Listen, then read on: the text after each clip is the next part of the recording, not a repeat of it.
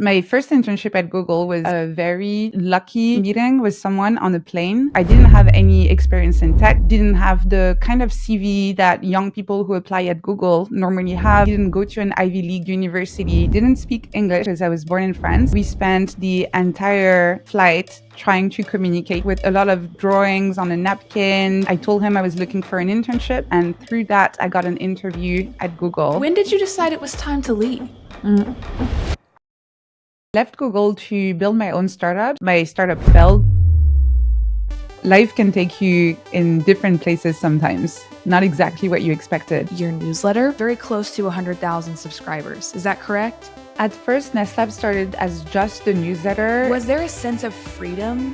If I don't try to be the startup founder that has raised X million, don't try to be the VP of product at Google who has a team of 50 people. What is it that I'm really curious about that I would love to keep on exploring, that would make me happy to wake up in the morning, even if nobody's watching? I get to make a living doing the thing I love the most, which is writing. Speaking of writing, I want to get into the mechanics of your newsletter. How can you write a weekly newsletter that is so in-depth and so well-researched every week? That must take hours. You must be so exhausted on top of everything else you're doing. And my answer every time is, let's go back to Anne-Laure as a teenager. Young Anne-Laure, if you told her that this would be her life as an adult, I think she would have been a lot more excited about adulthood than she was at the time.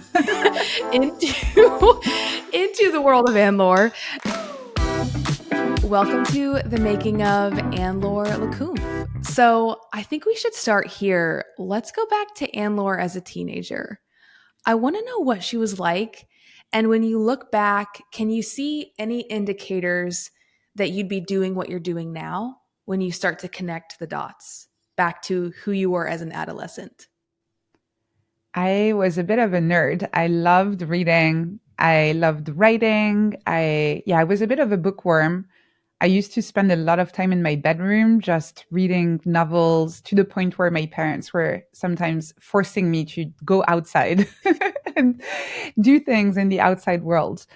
So I think there were some seeds in there from my childhood as to what I wanted to do in the future. I really dreamed of becoming a writer, but I thought I would write novels with dragons and the kind of like fantasy stuff. I had no idea I would be writing research and nonfiction.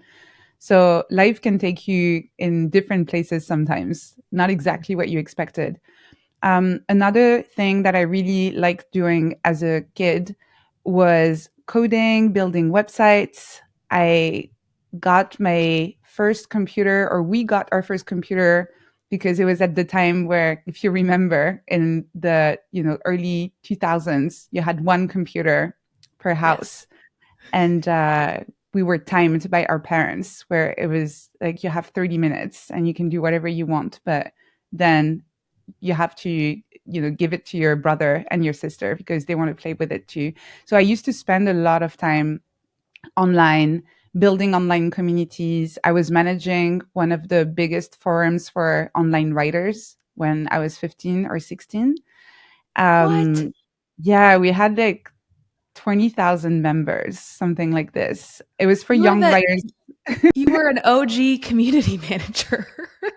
Yes, I didn't really think about it like this at the time. I was just hanging out online with other people who liked writing, and we would post our writing and everybody would share feedback. We would have little online competitions. It was a lot of fun, but that's also definitely something that has been a seed for what I'm doing today. I'm obviously using Circle nowadays. That didn't exist at the time. It was a good old-fashioned PHP forum, hand-coded, where I was so obsessed with making it pretty. I would change the theme every 2 weeks, which probably was very confusing for the community. But yeah, those would be the main things: writing and building online communities that I already really liked doing as a kid. Wow. It's so cool to hear your story and then what you're doing now. Like there's a lot of parallels there. So I want to kind of jump a couple years past your adolescence into, you had 2 back-to-back summer internships at Google whenever you were in college. which then led to a full time job where you worked there for 3 years. I want to know how that first internship came to be. What got you into tech and into that first internship? I think spending a lot of time online, like I did at the time, you would just naturally become interested in tech. I was fascinated with how it all worked, what was happening under the hood, how all of those pixels came together and created those magical experiences that I loved so much and so many of my other online friends loved. So I always had that fascination. But my first internship at Google was actually a very lucky, I'm losing my words. Literally haven't talked to anyone in 2 days. Sorry. So Oh, you're the first person I'm I know that feeling when you work remote, you don't see anybody for a couple days. It's real, so it's okay. That's what yeah, editing yeah, is yeah. for. Those internships at Google, they were the fruit of a lucky meeting with someone on a plane. I didn't speak English when I was younger because I was born in France, and my mom thought it was very important for me to learn English. So she sent me to San Francisco for the summer to live with one of her best friends who had just moved there.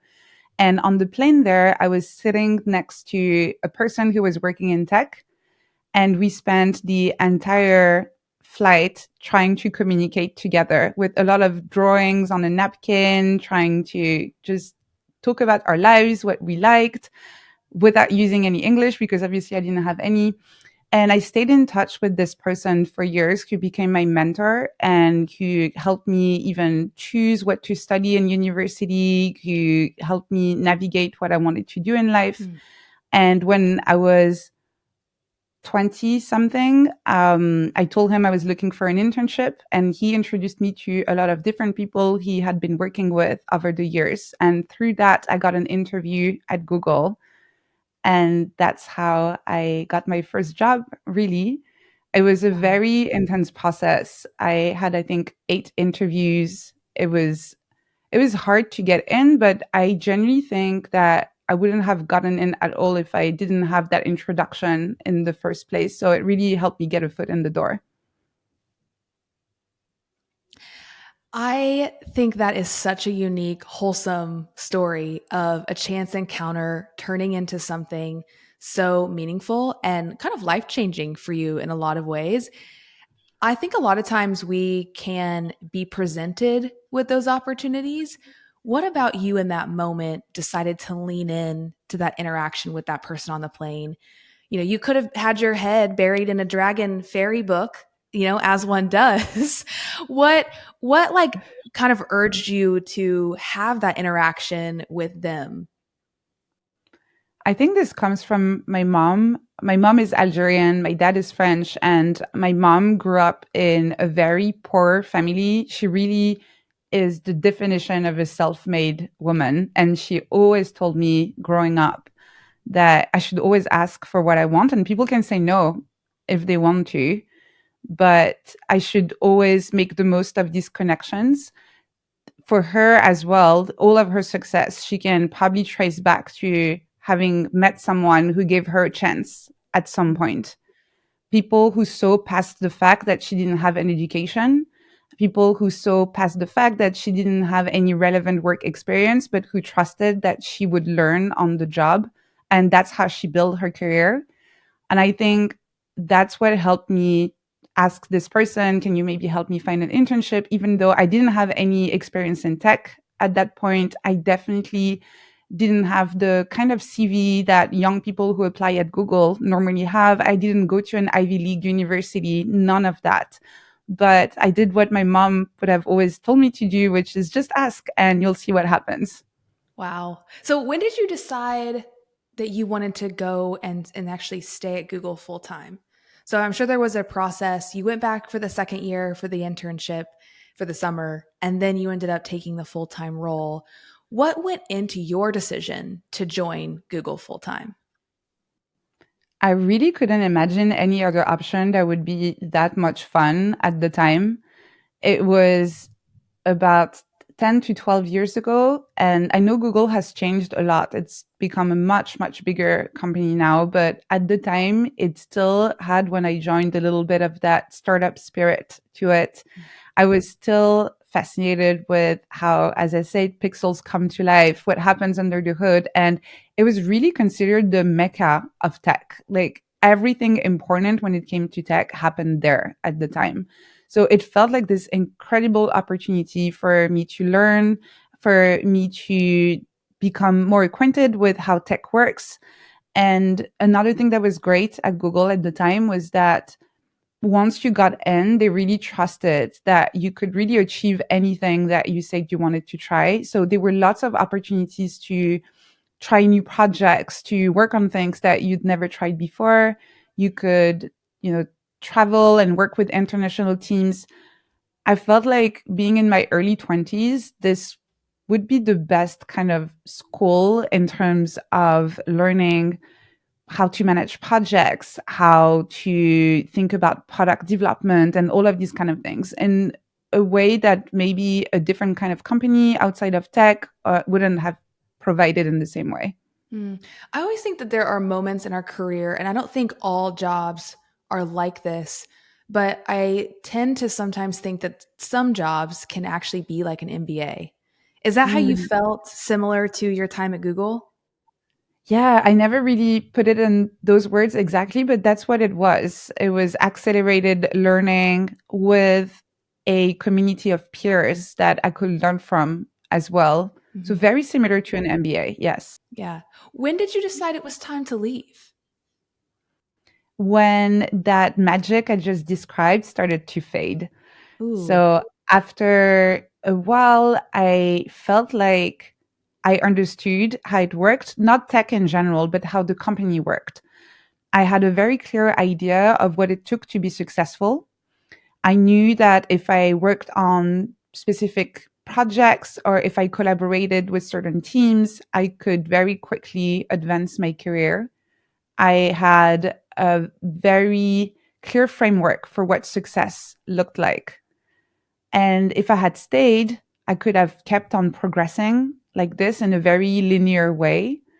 But I felt like I was too young to have this path already written in front of me with a step by step recipe to follow. I felt Mm. like there was more to the world, more to work, more I had to explore. I wanted to keep on going out of my comfort zone. And I felt like at this stage in my career, Google could not provide this anymore. So I decided to leave. Did that lead you to finding this push towards starting something on your own? Because I know we're going to get to Ness Labs, I promise. We can't not talk about it. But there were a couple other businesses that you started that didn't gain traction. How did you process the experience of starting a new venture and it not working out? That's the interesting thing is that when I left Google to build my own startups, I thought I had left the linear path to go and start an adventure of my own. But I realized pretty quickly that I was just on another ladder. There were still Mm. very clear codes as to what makes a startup successful. Um, I spent a lot of time reading everything that was on the Y Combinator website, how to find a co-founder, how to raise money, how to design the pitch deck, how to build an MVP, and all of these kinds of recipes really that had been honed over the years by previous startup founders. And obviously, there is no guarantee for success when you build a startup. My startup failed. So I'm a prime example of this, but I think the numbers are something around like 98% of startups fail.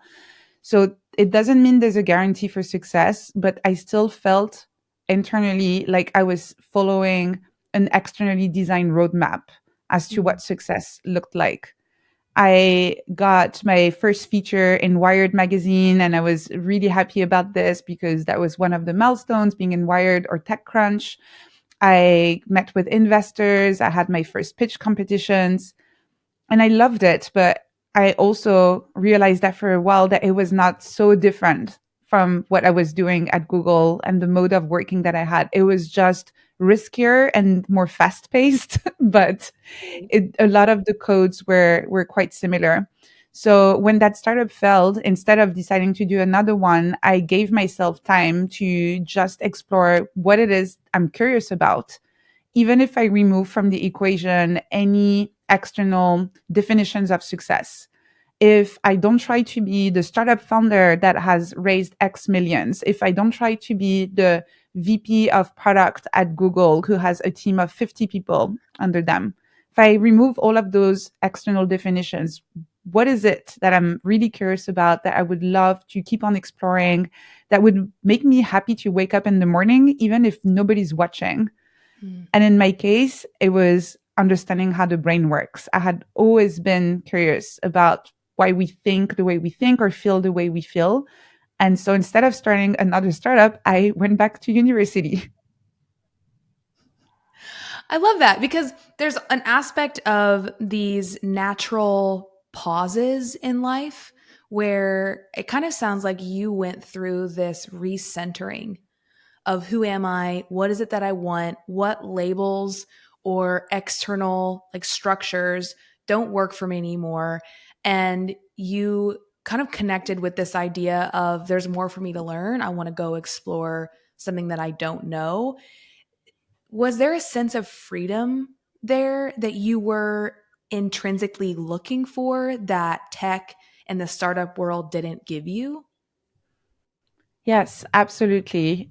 Uh, Not starting a second startup was actually the scarier decision of the two, Mm. because one of them, again, had a pretty clear path laid out in front of me. Again, not guaranteeing success, but at least I knew what I was supposed to do. Whereas with the other one, I had absolutely no idea. And that felt like absolute freedom, which is a bit scarier, but also felt a lot more exciting at the time. Mm-hmm. So there was definitely this sense that I wanted to keep on exploring, and this sense of I was seeking a sense of unknowing. I wanted to be in a state where I didn't know what would come next. There's something really humbling about that, isn't there? It's like that fear, but you bump into humility. How do you feel like that shifted your relationship with your ego? Mm, I, oh, that's such a good question.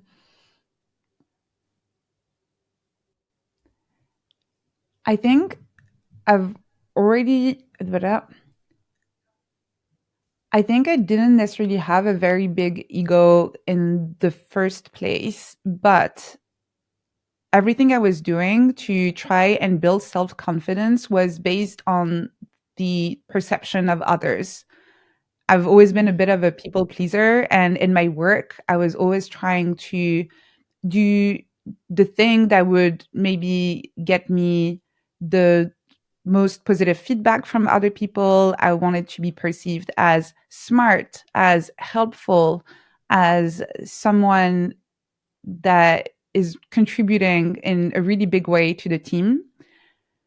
And once I left that path and I started focusing on what I was most curious about, there was this kind of like new playground that opened in front of me where all of a sudden I had to build my self confidence based on my self perception. And I couldn't rely anymore on the accolades of others, on that positive feedback loop that I was always chasing. I had to have that deep inner sense of self like satisfaction, intellectual curiosity that is driven by something that you want to explore yourself Mm. versus something that will bring about authority, a sense of external expertise, and the admiration of others. So I don't think it made my ego necessarily smaller or bigger, but the quality of it has definitely changed in the process. How do you think that then changes how you view success and failure? Because so much of success and failure, especially in the entrepreneurial creator startup space, is dictated on an external measurement system. Whereas, and I love this discussion, I love that you're sharing this because that inner knowing, that inner self confidence, what is a success to you might be different for someone else. And it becomes more personal, your successes and failures. So how does that maybe shift the way that you view failure and success now, because it's so based on your own, I guess, inner framework of confidence? That's the great thing about this sense of unknowing that I have developed now and being comfortable with not having visibility over where I'm going is that when you're not on that kind of linear path anymore, there's no end goal either. Hmm. And it's only when you have an end goal that you can fail because you're not reaching your destination. I currently don't have a destination, so I can't really fail. The only thing I'm doing is experimenting, trying new things. And in a similar way that a scientist who's conducting experiments would not see unexpected results and then feel like, oh, shameful, I'm so bad, this is terrible, I failed. They would just look at the data and say, oh, that's interesting. I did not expect this. How can I use that data to better understand what's happening and to incorporate that new knowledge into the next version of my experiment? Hmm. This is how I'm living my life and approaching my work now, where everything is an experiment and every single bit of data I'm collecting is part of a new cycle of experimentation. So I can't really fail. I'm just learning and growing. Even that is, for what I'm hearing, is that's rooted in freedom, like the freedom to test things, the freedom to experiment and not feel like you have to have this set path or this set instructions. Even, and I want to dig into this later, but I'm even curious, like now the entrepreneurial world has a formula. You grow the audience, you grow the newsletter, you grow a community, like, you launch a course. There's like these very set kind of expectations or pathways to success. How have you combated that like tendency? Because as the creator economy continues to grow, there are these like kind of set pathways that have been proven. Similar maybe to your experience with the startup world, there's this set of steps that you take. How have you bumped into that or revolted against that, as you've experienced that with Ness Labs? It's especially hard for online creators, I think, to resist this temptation because, as it says in the word online creator, we're all online. So there's this giant leaderboard of people posting about their learnings, sure, but also their success. And when everybody's so transparent with their success, it can be very easy to want to just copy paste what they're doing in the hope of having the same level of success. The thing is that it actually can work sometimes. You can actually apply what someone did and it will also work for your business. So I don't really think that's the issue here. The problem is more about, is it working for you at a more personal level? So I know, for example, that a lot of my friends who are online creators are seeing a lot of success with YouTube. Because of that, I've actually fallen into the trap of thinking, I actually need to do YouTube as well. I need to do that. And I've tried several times. And the reason why it wasn't working was not necessarily because of the numbers, because I actually grew at the beginning my YouTube channel fairly quickly, but it was so much mental effort for me.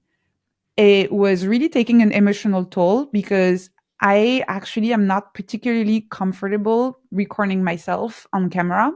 So Mm-hmm. every time I knew that today was the day I was supposed to film my YouTube video, that was the one thing that was occupying my entire mind, all of my thoughts, dreading the moment I would have to sit down in front of the camera and film myself. And then I would cringe when I would see the final video, but still post it because you got to do YouTube. So Mm. that's one example where it took me a little while to see that and to notice that it's not because it's working for some of my friends. that I have to do it, because if it's making me miserable, there's no point doing this.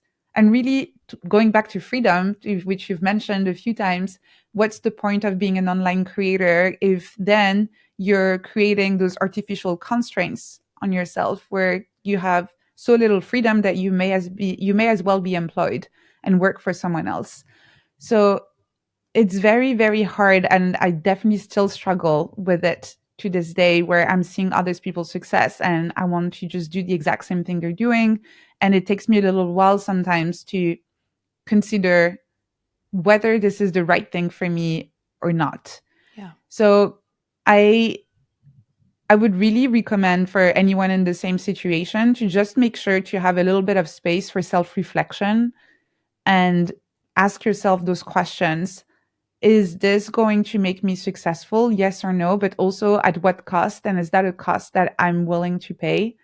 And ideally, you want to be in a situation where you're very happy to pay that cost and it almost doesn't feel like paying a cost for it. An opposite example is my newsletter. I get a lot of questions sometimes from people saying, how can you write a weekly newsletter that is so in depth and so well researched every week? That must take hours. You must be so exhausted on top of everything else you're doing. And my answer every time is, it's not taking any energy from me, it's giving me energy. I'm looking forward to sitting in front of my computer every week and open the Google Doc and write my newsletter. Mm. And I think those are the kind of projects and those are the kind of pathways to success that we need to be looking for as an online creator. Yeah, they're indicators of where we are gathering energy. And I love the piece too of pausing for self-reflection. Back to this thread I'm hearing from our conversation of freedom, something that I really admire about you, and I actually heard you talk about this in an interview with Barrett Brooks on his podcast, Good Work. So when you founded Ness Labs in 2019, which is a learning community for people who want to achieve more without sacrificing their mental health. You mentioned that you wanted to launch a community that allowed you to have a playground where you didn't have to be the expert. You got to learn alongside, your community. I want to pause here and go deeper into that intentional decision, because I think that there can be pressure to be the expert, to teach, to have the frameworks, and to almost feel a little bit separate from your community because you're helping them move forward or achieve a result. Whereas you are in your community and a part of the learning environment with them. So, what went into that intentional decision when you started Ness Labs? At first, Ness Labs started as just a newsletter, and I used it as a way for me to consolidate everything I was learning in university about neuroscience and try to turn this into practical advice that people could apply in their daily lives. It was a very selfish decision, to be honest, because I just wanted to learn better. And I felt like writing about what I was studying was a great way to do that. And then in March 2020, we all know what happened. It was the beginning of the pandemic. And I had a lot of people reply to the newsletter and say that they were feeling lonely, disconnected, a little bit depressed and anxious, and that they were really missing having conversations with colleagues. So that's why I created the Ness Labs community at this point. I did not create it because I felt like I had something to teach to others. I created it because I wanted to have a space where everybody could come and connect together. So Hmm. the very even like first days of the Nest Labs community were really rooted in facilitating connection between members rather than me broadcasting my knowledge to the community. And it just progressed very organically from this, where because of the kind of people who read my newsletter, who tend to be fairly high agency, curious, kind, and generous people, a lot of people started offering teaching what they were learning to other members of the community. And Hmm. so most of the programming we have in the community nowadays is hosted by members of the community for other members of the communities. It's really peer learning. And I really love that because sometimes I can pop into a session and just listen in as well and take notes and learn from those members who know about things that I don't know about. So it wasn't necessarily something that I planned, but it felt like the most natural decision. And again, it was a little bit selfish because I gain a lot also from being part of a community where everybody's teaching something to each other. And I can be one of the students as well. I want to break this next question into two parts, and it kind of goes to what you mentioned on the meaning of it and how organic that has been for you. I want to break it into meaning and metrics. So, how has Ness Labs fulfilled a part of your dream, or maybe even a part of your purpose? How has it changed your life? And then, how has Ness Labs impacted your life financially? And was that the goal, or has that been almost a byproduct? Mm. In terms of meaning, it would be really hard to convey how Ness Labs has completely changed my life.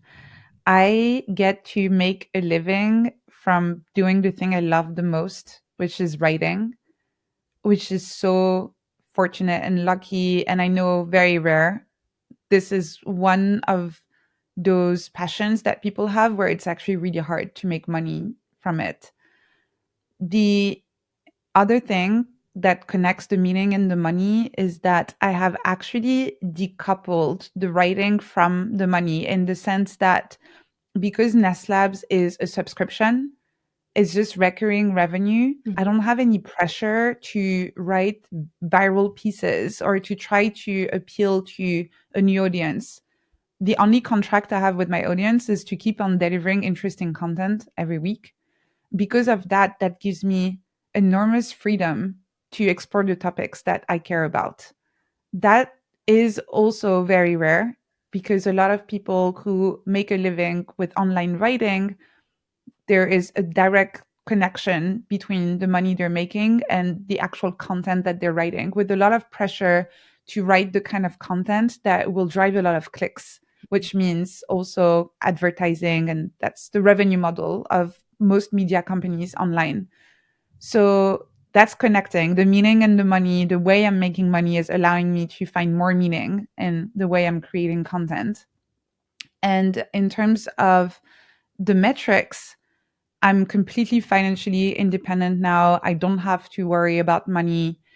I'm really in a situation when, again, they're so deeply interconnected, it's really hard to separate them. But the fact that I don't have to worry about the financial aspect of things and I can just get up in the morning and ask myself, what is it I want to research today? What is it I want to write about? What do I want to share with my community? This is such, again, a lucky place to be in. And going back to young Anne-Laure, if you told her that this would be her life as an adult, I think she would have been a lot more excited about adulthood than she was at the time. I think that's really beautiful because you have worked so hard. I know you mentioned luck and hard work, and so much intentionality went into the structure of the business. And also, something I want to call out here is how you've taken care of yourself and honored yourself through the way that you've built your business. And I feel this sense of like calm and peace from you. And I'm curious, how did you get to a place where you decided, and maybe this was subconscious for you, but you decided that you were going to build something that you would continually take care of yourself through, versus I'm going to sprint and I'm going to hustle and then I'm going to like maybe burn out or I want to quit. It seems like you have found a way to manage running the business and taking care of yourself really well. Has that always been the case? Have there been moments where you've had to shift things so that you could take care of yourself in order to, be the businesswoman that you are? Mm, okay. Sorry. Oh, that's definitely not always been the case. I the very beginning of the Ness Labs community was very intense because, as I mentioned, it was during the pandemic. So everybody, literally everybody, was online, and the community we had at the time was very welcoming, very tight. People would spend entire days hanging out on Nest Labs. We had maybe 3 to 4 Zoom events every day where Wow. people would share things that they were learning. They were also just online circles where people could talk about the challenges that they were going through. I cried several times during some of these, and I was not the only one. So we were really deeply connected to each other and spending a lot of time together during the lockdowns. And after life started going back to normal, I tried to maintain the same level of engagement in the community because that's all I had known. And that was the definition of success I had for Ness Labs. That was obviously, in hindsight, not sustainable at all, Mhm. especially now that I had a social life again and I had other projects and I was not glued to my computer from morning to evening. But it took me a little while to realize this. And I burned out in the process trying to maintain that same level of engagement. And nowadays, I have found a balance again. I've hired someone to help me as a community manager, which I didn't have at the time. So I stopped trying to do everything myself.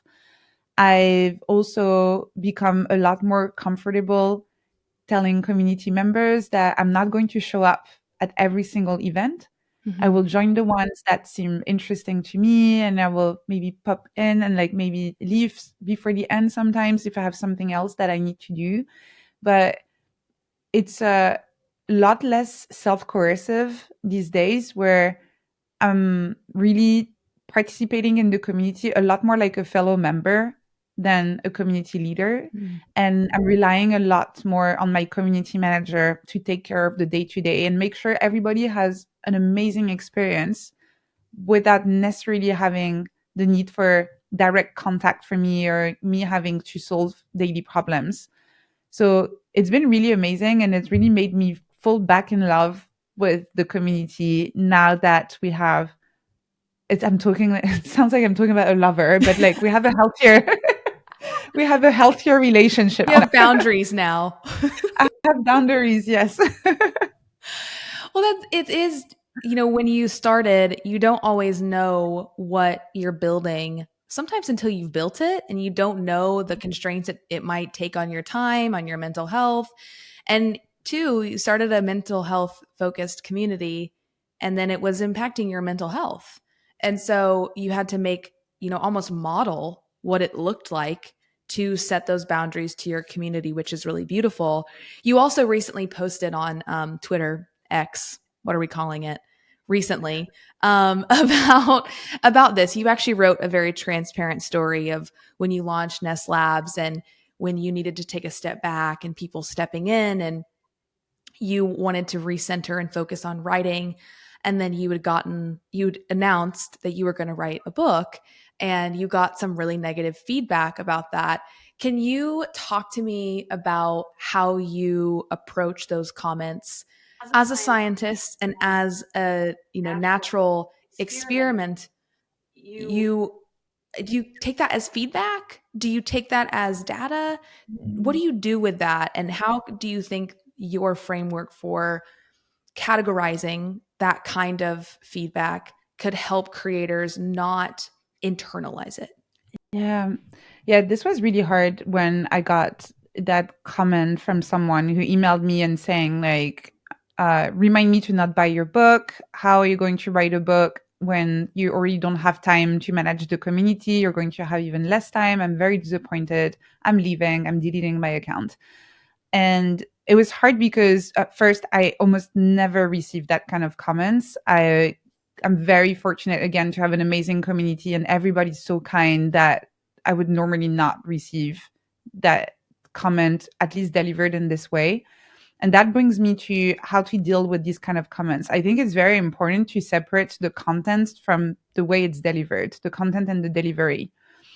And in this case, even though that's not how I reacted at first, I was really heartbroken when I read it. But once I've managed to kind of recenter myself and reread it from a place of having little bit more distance with it, I realized that there were two parts here.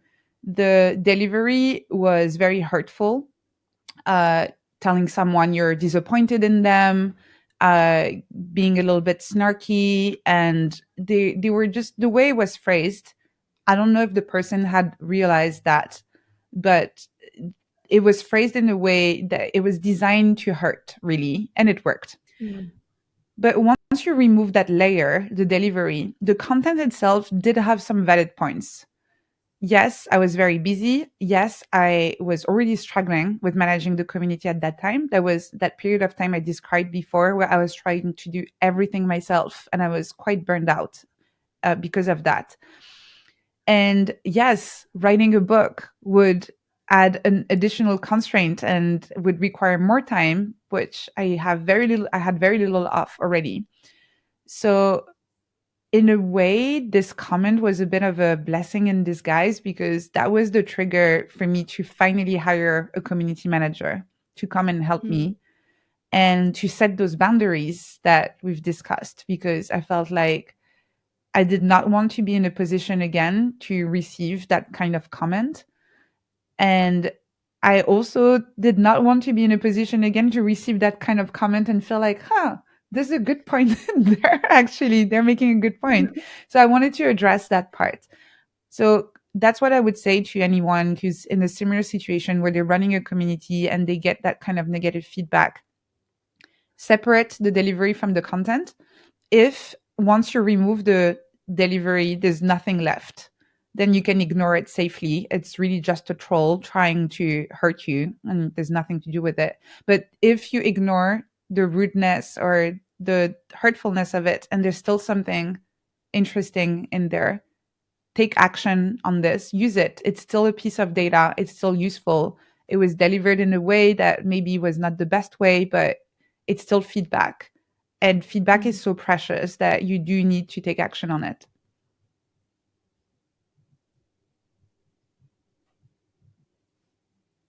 That's incredibly helpful and actionable. I think that we can at times take any sort of negative feedback and like categorize it as not applicable. We're like, oh, that hurt. I didn't like how that felt. I didn't like the tone. And so therefore I'm throwing all of it out. And I think that just goes to your integrity to be able to separate the delivery from the content and say, what about this does resonate? What about this do I need to take action on? And I'm so glad that you have gotten to a place where you're focused on writing, you're focused on being a member of your community. And speaking of writing, I want to get into the mechanics of your newsletter because you are, I don't know if you are at, but very close to 100,000 subscribers. Is that correct? Yeah, over 100,000. Thank Congratulations. you. That's huge, especially as a writer, right? Like not just as a business owner, but the fact that someone wants to open your email every week and read it is just so exciting and like there's magic in that.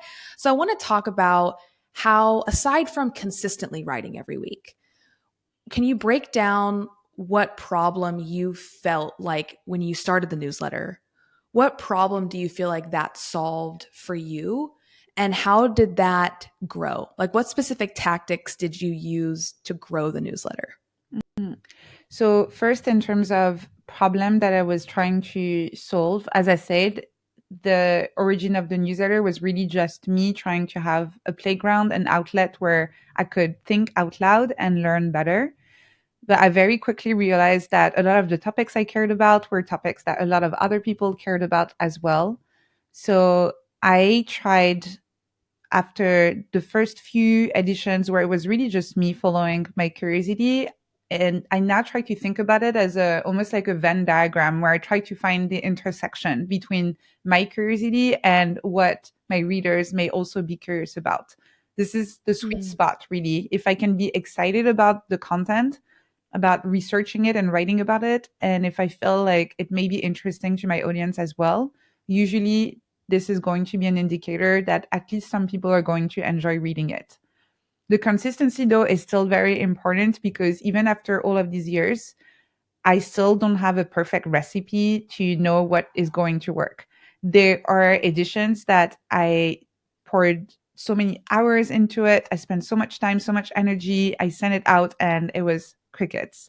And then there are others where I was in a rush. I was about to board my flight. I was in front of the gate. I finished writing it super quickly. I hit send. And then when I land, my inbox is full of emails, people saying that, oh, that really resonated with me. You described a problem I've been thinking about for such a long time. I didn't know there was a word for it.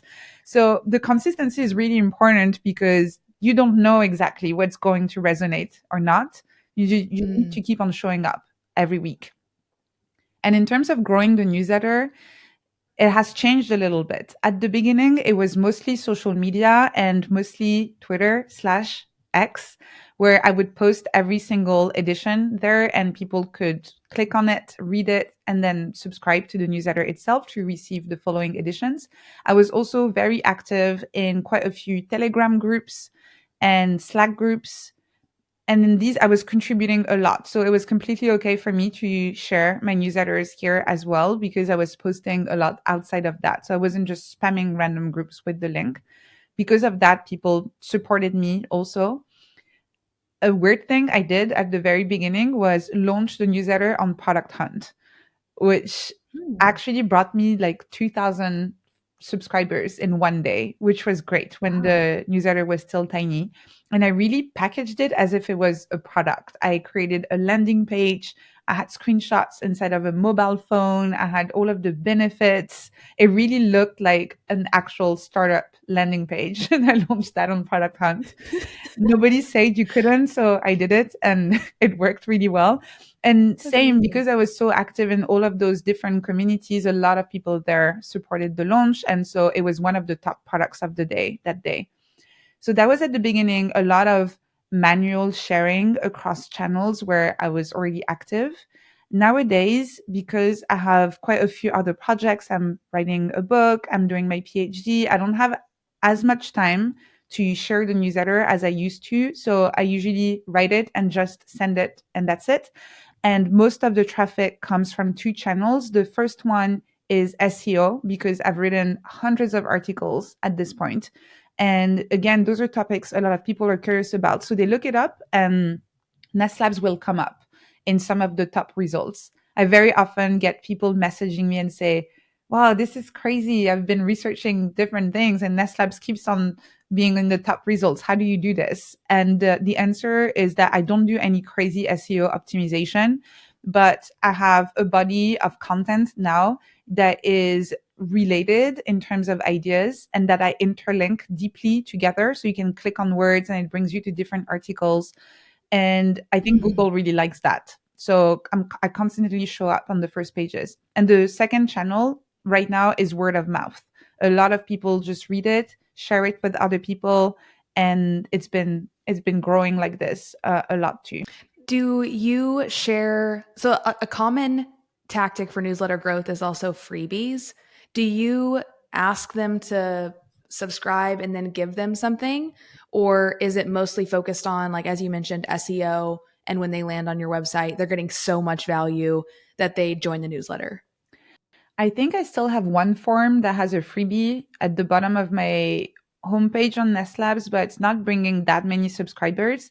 And I'm not a massive fan of this technique because I have found, in my case at least, that the quality of the subscribers is not as good when you do this. People Mm. will enter their email address, download the freebie, and then they're not necessarily going to open any of the subsequent newsletters. So I'm actually going to launch a different type of freebie that will be an online email course over 7 days because I feel like this is a better way to deliver value in a way that's aligned with the format of the newsletter versus enter your email address, get a PDF, and then probably Yeah. unsubscribe, which some people do, but others, they don't unsubscribe, but they just don't open the other emails.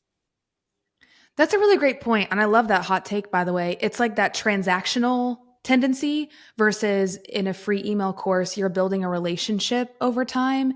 They're getting to know you, getting to know your writing, getting value over a period of time, and then they're almost like, this is such a marketing term, but they're indoctrinated into into the world of Anne-Laure, and they're more likely to engage and build a relationship with you when there's more touch points up front versus like the PDF and then unsubscribe. That's such a good point. Is there anyone, there's a lot of ways to structure a newsletter. Is there anyone or a source that you've used as inspiration, or have you truly just curated your approach over time? For the newsletter itself, it's been curated over time. The format has changed maybe a dozen times over the course of the past years. It started with a series of links to articles I had written over the course of the past few days because I used to, which is crazy to me now, but I used to write 5 articles every week at the beginning. Wow. I only write 1 article every week now. So now the entire article is in the body of the email, which people told me they like a lot more because they can read it even if they're on offline versus having to click on Mm, something else. Um, interesting. and so even the design has changed a lot. I keep on playing with it and tweaking it a little bit like when I was a kid and I kept on changing the design of my online forum. I just love doing this.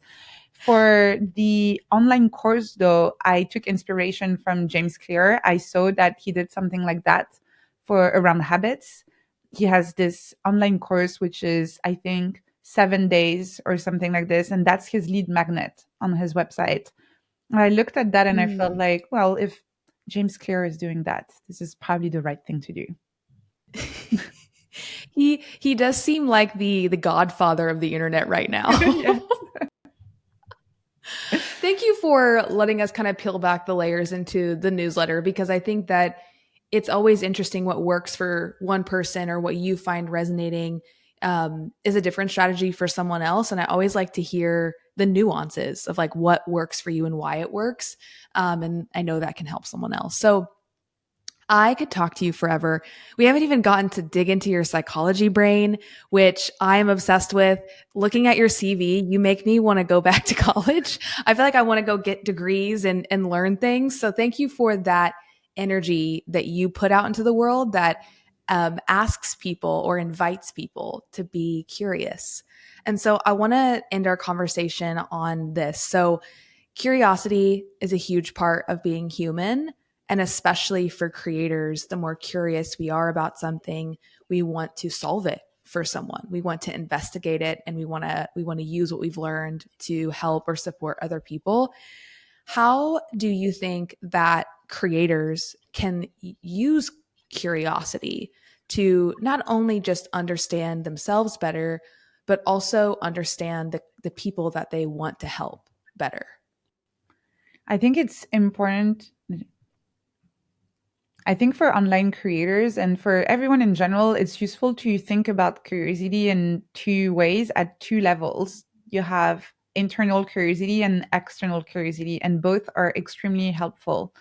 There's the internal curiosity of understanding yourself better, making space to reflect on what works and what doesn't work for you.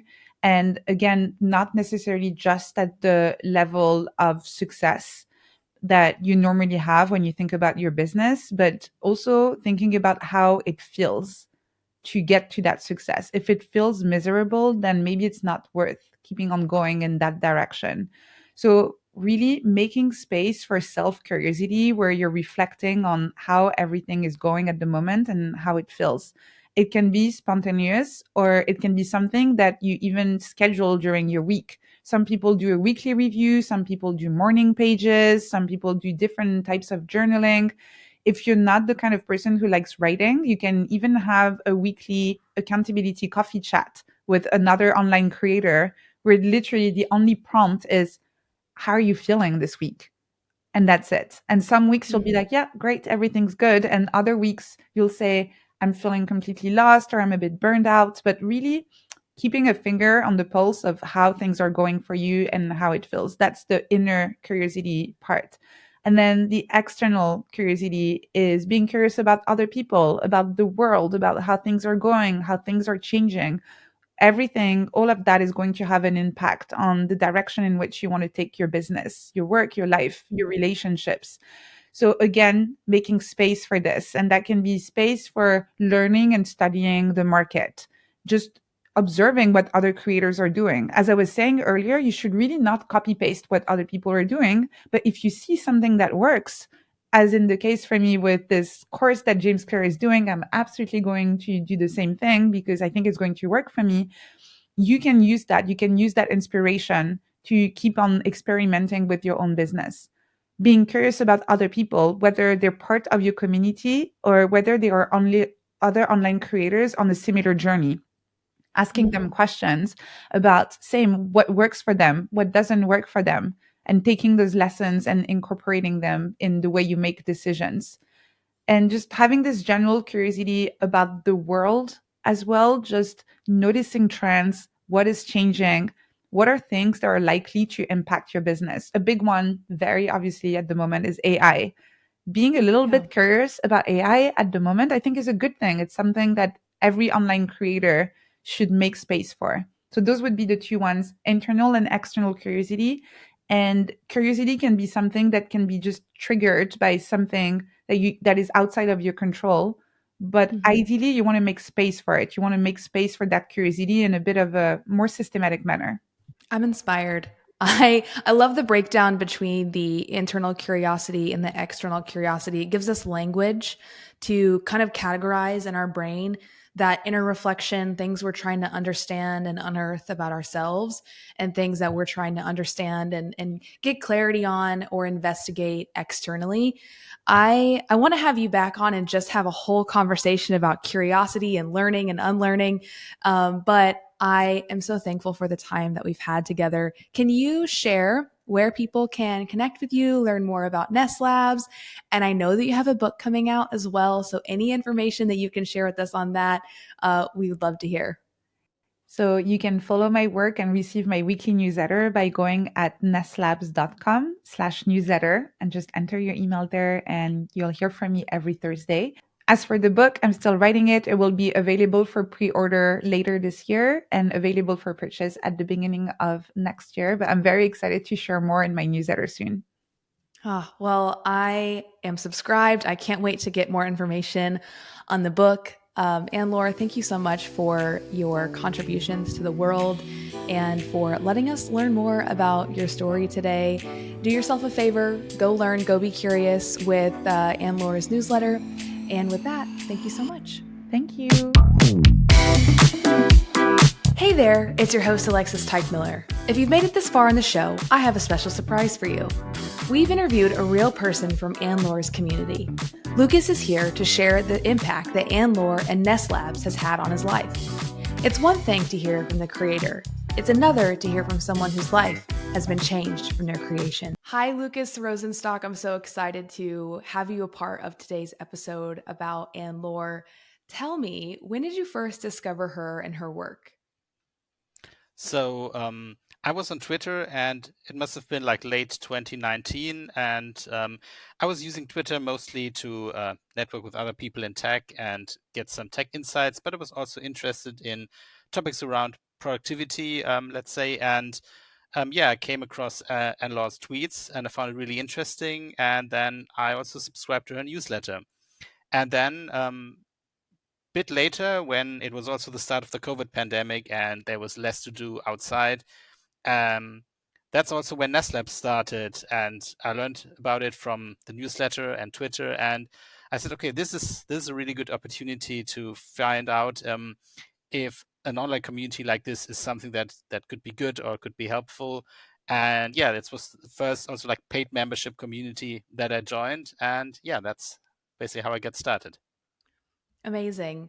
She has a really impressive body of work, between her blog and her newsletter and now Ness Labs. What specifically about, let's say, Ness Labs in particular, what specific value or need did it fill in your life at that time?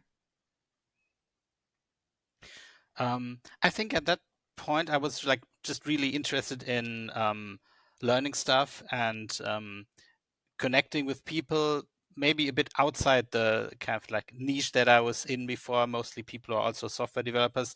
And I felt Nest Labs had this like really interesting group of people that Anne-Laure gathered, which had different backgrounds but some overlapping interests. And yeah, I really enjoyed that about the community.